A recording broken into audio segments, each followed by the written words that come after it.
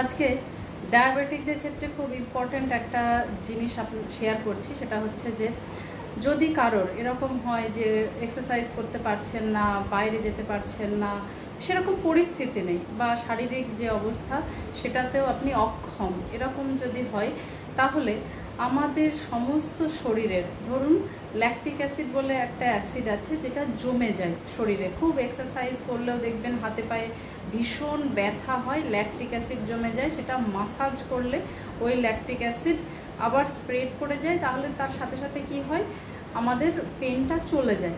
সেই রকম যদি বসে বসে আপনি মাসাজ করেন, মানে ধরুন সারা শরীরটা এরকম এরকম জোরে জোরে মাসাজ করলেন, তাহলে মাসাজ বোথ হাত এবং মানে দুটো পায়েই বা সমস্ত শরীরও যদি এরকম করে মাসাজ করেন, সেটা তেল দিয়ে হতে পারে, তেল ছাড়া হতে পারে। তেল দিয়ে একমাত্র স্নানের আগে করলে কি হয়, স্নানটা ঠান্ডা জলে করার ক্ষমতা আমরা পাই। অনেকেই আছেন যারা এই গরমেও একটু গরম গরম জলে স্নান করেন, মানে ট্যাঙ্কের জল হলেও যখন জলটা গরম বেরোবে তখন স্নান করেন, কিন্তু যত বেশি ঠান্ডা জলে স্নান করবেন এবং সেটা যদি হ্যাবিচুয়েটেড হয়ে যায়, আর যদি আপনার কোনো রকম সর্দি কাশি না লাগে, তাহলে জানতে হবে যে আপনার ইমিউনিটি পাওয়ার ঠিক আছে। আর যদি গরম জল থেকে একটু ঠান্ডা জলে স্নান করলেই আপনার ঠান্ডা, সর্দি কাশি, গলায় ব্যথা এরকম শুরু হয়ে যায়, তাহলে জানবেন যে ইমিউনিটি পাওয়ার কম। তো সেক্ষেত্রে ঠান্ডা জলে স্নান করতে গেলে একটু বডির প্রোটেকশনের দরকার। তো কি করবেন, স্নানের আগে তেলটাকে মাসাজ করে নেবেন, যেরকম আগেকার দিনের মানুষজন করতেন, রোদে বসে বসে তেল ডলে ডলে। তো রোদে বসার দরকার নেই বা এখন পসিবলে নয়, কিন্তু মাসাজটা তো পসিবল। মাসাজ করার পর প্রথমে পায়ে জল ঢালবেন, তারপর ধীরে ধীরে পুরো শরীরে জল ঢালবেন।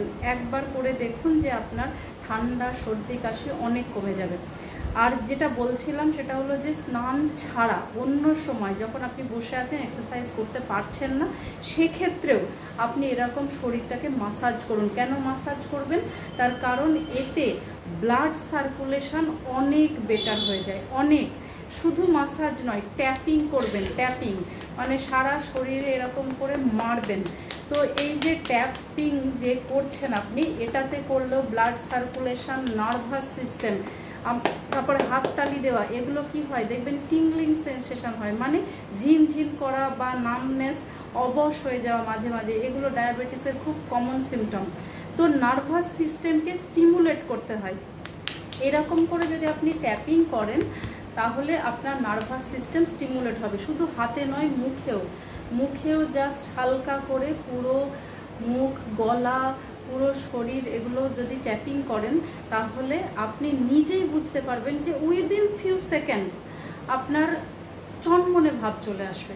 মানে যেটা হয়তো সারাদিন ঝিমাচ্ছিলেন, ঘুম ঘুম ভাব বা বিছানায় শোবো এরকম একটা ভাব, একটু ট্যাপ করে দেখুন, এক্ষুনি দেখুন, আপনি যে এই যে ভিডিওটা দেখছেন এক্ষুনি দেখুন, দেখলেই আপনি বুঝতে পারবেন যে সিচুয়েশনের মধ্যে ছিলেন বা যদি কেউ ডিপ্রেশনের মধ্যে থাকেন, একবার ট্যাপ করবেন, ট্যাপ করলেই দেখবেন যে আপনার মাইন্ড চেঞ্জ হয়ে গেল, আবার মনে হচ্ছে কিছুক্ষণ কাজ করি। শুধু হাতে দেখালাম মানে হাতে নয়, পায়েও অবশ্যই করবেন, এবং পা ঘষা, পায়ের তলা স্পেশালি, সেটারও আজকে থেকেই অভ্যেস তৈরি করে ফেলুন। ভালো থাকুন, সুস্থ থাকুন, আর শেয়ার করুন এই ভিডিওটা সমস্ত মানুষজনের মধ্যে যারা এক্সারসাইজ করতে ভালোবাসেন না বা ডায়াবেটিস হওয়ার পর থেকেই মনে হয় সারা দিনই শুয়ে থাকি, কোনো উঠবও না, এক্সারসাইজও করবো না, কিচ্ছু করবো না, তাদের ক্ষেত্রে আজকের এই টিপসটা। আর যারা এক্সারসাইজ করছেন তাদেরকেও বলবো মাসাজটা কিন্তু করবেন, এটা বিভিন্ন ধরনের উপকার দেয়, সেটা স্কিনের উপরে। কেমন? Thank you.